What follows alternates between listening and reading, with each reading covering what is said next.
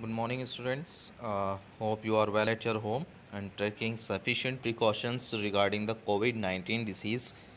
So, guys, this is class 9th video of subject physics, and in my opinion, this is the first video of physics. Okay, so this is a part 1 of chapter number 1. Your chapter 1 of physics name is motion. Today, we will going to start the notes of motion, as it is a chapter number 1, but not according to NCERT. It is not chapter number 1. Okay, it is according to the subject. It is chapter number 1. So the name of the chapter is motion के बारे में हम आज पढ़ेंगे, समझेंगे. बहुत सारे topics हैं इसमें और बहुत ही सिंपल जो चैप्टर है ये ना, बहुत इजी है, बहुत प्रैक्टिकल है. आप लोगों को इजीली समझ में आएगा, आपको नोट्स बनाने में भी अच्छा लगेगा. तो चलिए स्टार्ट करते हैं. इस चैप्टर में हम क्या पढ़ने वाले हैं. देखिए, मोशन के बारे में पढ़ेंगे. कोई भी चीज़ मोशन में कब होती है, हम इसके अंदर ये चीज़ पढ़ेंगे. मोशन कितने तरह के होते हैं ये हम पढ़ेंगे. जैसे कि मोशन का मतलब हो गया, जैसे कि कोई भी चीज़ चल रही है, मूवमेंट में है. मोशन का मतलब कोई भी चीज़ मूवमेंट में कब होती है, हम ये चीज़ पढ़ रहे हैं. मूवमेंट एक तो हो गई, रेस्ट में, जाम है, चीज़ रखी हुई है. जैसे घर के अंदर सोफ़ा रखे रहते हैं, टेबल रखी रहती है, बेड रखा है, ड्रेसिंग टेबल रखी हुई है ना, वो स्थिर अपना कांस्टेंट पोजीशन पर रखी हुई है, मोशन में नहीं है. लेकिन दूसरी तरफ हम बात करते हैं पंखे की, है ना, सीलिंग फ़ैन की बात करते हैं. ऑन करते हैं तो चलना शुरू हो जाता है, मोशन में आ जाता है. घर से मुझे किसी ने काम बताया कि भाई बाहर से 2 किलो दाल लेकर आओ.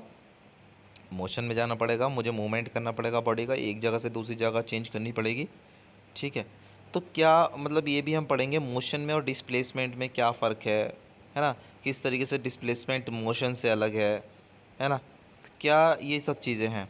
देखिए, मोशन में आपको बता देता हूँ. तो हम यहाँ से शुरू कर रहे हैं. चलो, आपको समझ आ रहा है ना, बेसिक में आपको बता रहा हूँ. ठीक है, कोई भी बॉडी रेस्ट में कब होती है, कोई भी बॉडी मोशन में कब होती है, फिजिकली हम कैसे कहेंगे, according to terms of physics हम कैसे कहेंगे, है ना, ये सब चीज़ें हम इस चैप्टर में कवर करेंगे. बहुत सिंपल है, आप लोगों को ईजिली चूँकि प्रैक्टिकल है ये पूरा, है ना, आप लोग को ईजिली समझ में आ जाएगा. मैं कह दूंगा जस्ट स्टॉप या टेंशन, आप रुक जाओगे, रेस्ट में हो जाओगे.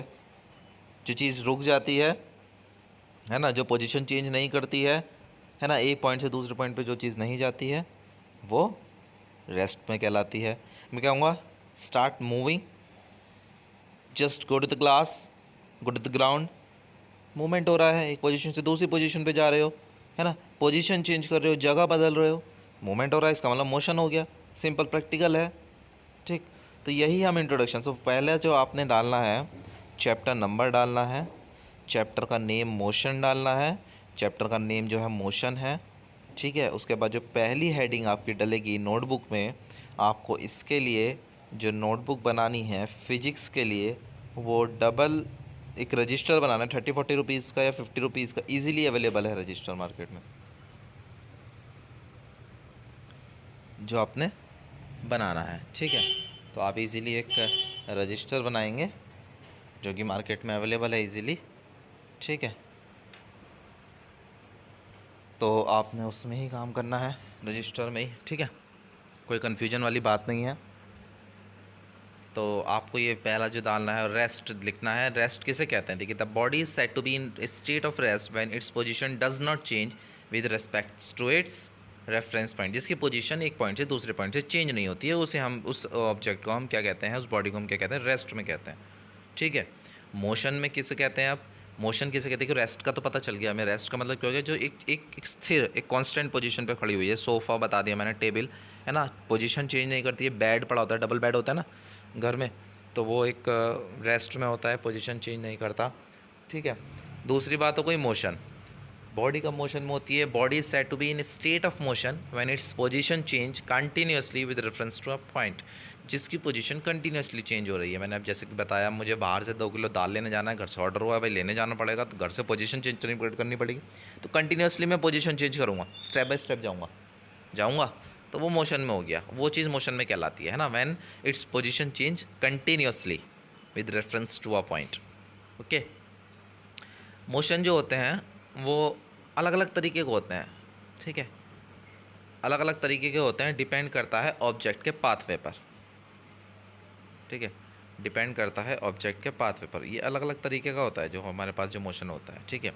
तो कौन कौन से तरह के मोशन होते हैं, देखिए सर्कुलेटरी मोशन होता है, एक सर्कुलर मोशन होता है। सर्कुलर मोशन का मतलब हो गया जैसे पंखा का मैंने बताया, ठीक है।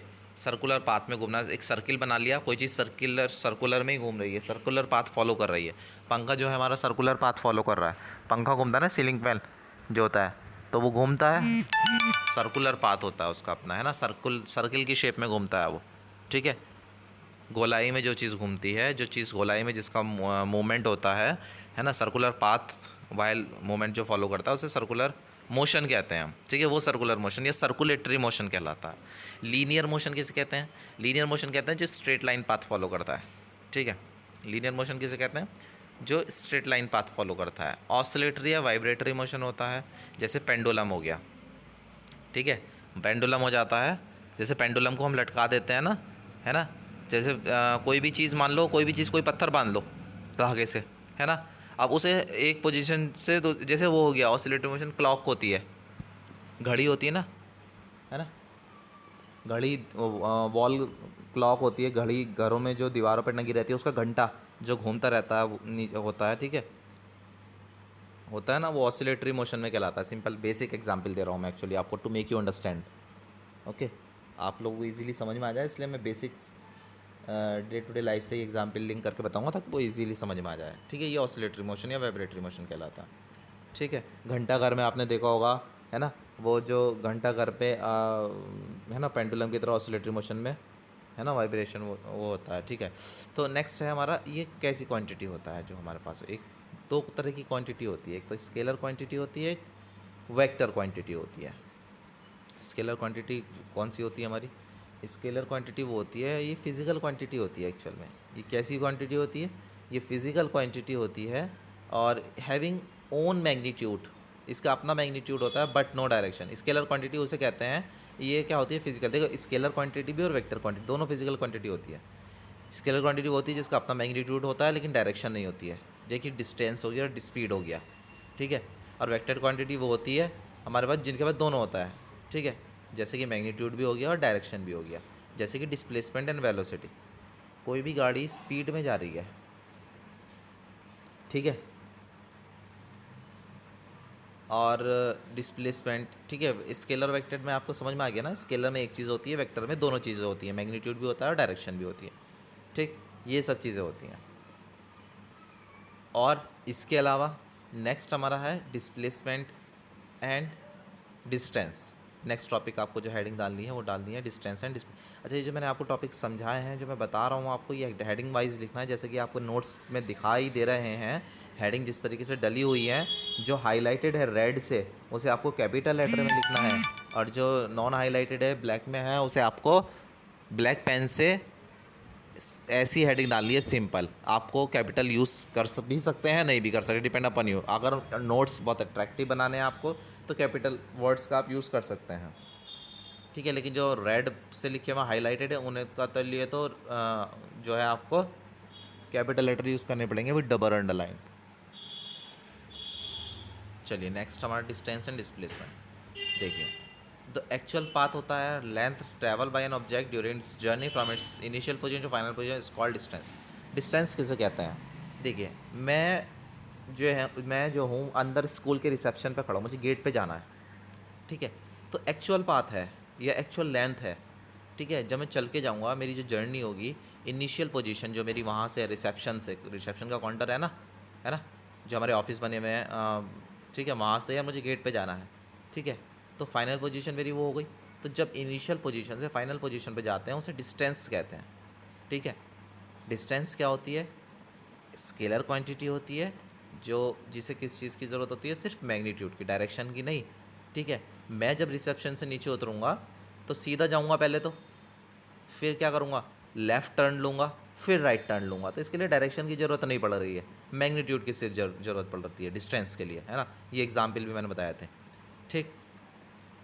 मैंने आपको एग्जाम्पल देके क्लियर कर दिया, लेकिन इसमें भी मैं आपको एग्जाम्पल दे रहा हूँ, ठीक है। ये जो कहलाता है डिस्टेंस कहलाता है, ठीक है। एक्चुअल पाथ जो ट्रैवल कर रहा है ऑब्जेक्ट के द्वारा इनिशियल से फाइनल पे।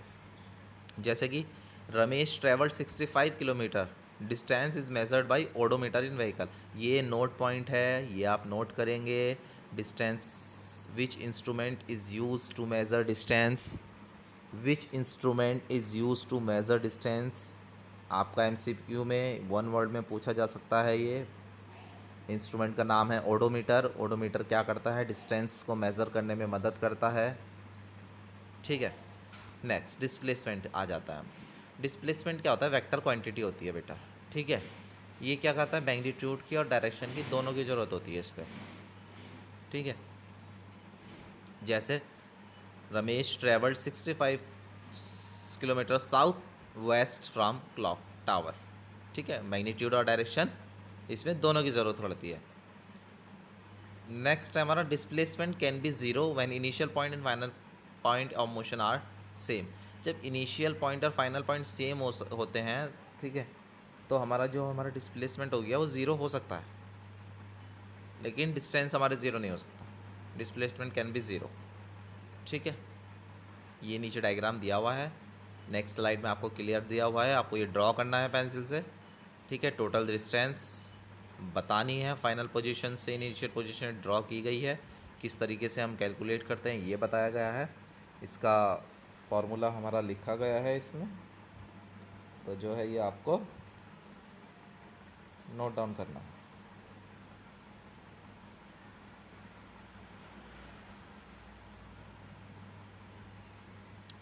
चलिए अब नेक्स्ट स्लाइड से आप ये लोग बना लेंगे। नेक्स्ट हमारा आ जाता है difference between distance and displacement. ठीक है, डिस्टेंस और डिस्प्लेसमेंट में क्या डिफरेंस होता है, आप नेक्स्ट हेडिंग डालेंगे। ठीक है, डिस्टेंस और डिस्प्लेसमेंट में क्या फ़र्क होता है।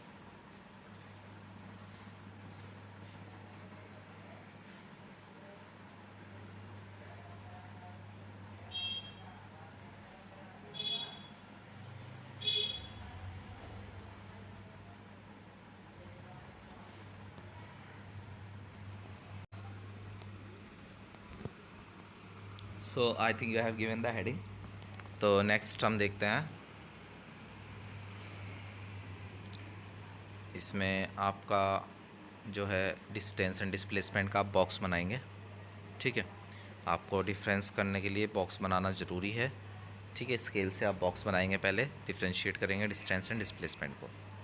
देखिए, डिस्टेंस क्या होता है? Length of actual path travel by an object. ये एक्चुअल पाथ होता है जो ऑब्जेक्ट ट्रैवल करता है, ये लेंथ होती है एक्चुअल पाथ की। ठीक है, डिस्प्लेसमेंट क्या होता है? Shortest length between initial point and far point of an object. जो भी शॉर्टेस्ट लेंथ होती है, shortest between initial point and far point of an object, ये डिस्प्लेसमेंट कहलाता है। जबकि हमारा दूसरे पॉइंट पर अगर मैं बात करता हूँ, सेकंड पॉइंट, तो ये जो होता है हमारा डिस्टेंस जो होता है वो स्केलर क्वांटिटी होता है। जो हमारे पास डिस्टेंस होता है ये क्या होता है? स्केलर क्वांटिटी होता है। और डिस्प्लेसमेंट क्या होता है? हमारा वेक्टर क्वांटिटी होता है। ठीक है, जो डिस्प्लेसमेंट है ये कौन सी क्वांटिटी कहलाता है? ये वेक्टर क्वांटिटी कहलाता है। ठीक है, और अगर मैं बात करता हूँ आपके थर्ड पॉइंट की, आप ये लोग नोट डाउन कर लीजिए।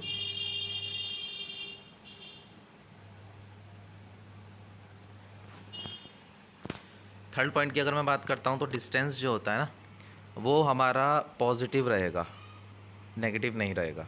ठीक है, नेक्स्ट स्लाइड में आपको मैं दिखाऊंगा थर्ड डिफरेंस हमारा है। ठीक है, ये जो रहता है, ये जो थर्ड हमारा पॉइंट है, ठीक है, ये क्या रहता है? ये रिमेन पॉजिटिव, ये ज़ीरो नहीं होता, ये नेगेटिव नहीं रहता। ठीक है, लेकिन अगर मैं बात करता हूँ डिस्प्लेसमेंट की, तो पॉजिटिव नेगेटिव ज़ीरो दोनों हो सकता है। ठीक है, डिस्टेंस क्या होता है? इक्वल होती है डिस्प्लेसमेंट के लीनियर पाथ में। Displacement can be equal to distance और इट्स लेसर देन डिस्टेंस। कम भी हो सकती है, ज़्यादा भी हो सकती है, डिपेंड करता है। ठीक है, so this is all about today's video, guys, and this is the first part of your physics motion, and we are having an example, and the next slide we will solve in the next turn we will solve this also this numerical problem. We will have to calculate the distance and displacement. मैं आपको बताऊंगा कि distance numerical के माध्यम से कैसे solve करते हैं। ठीक है, अगर न्यूमेरिकल आ जाता है तो उसमें डिस्टेंस कैसे निकालते हैं, डिस्प्लेसमेंट कैसे निकालते हैं, ये चीज़ मैं आपको बताऊंगा। ठीक है, क्या गिवन होता है, किस तरीके से गिवन चीज़ों में हमें ये चीज़ें फाइंड आउट करनी होती है. So this is all about.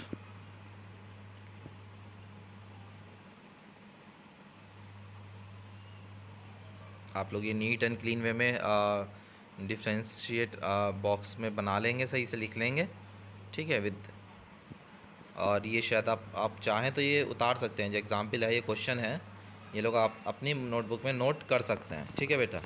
So this is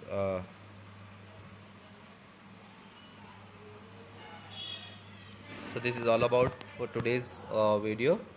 Thank you. Have a nice time beta.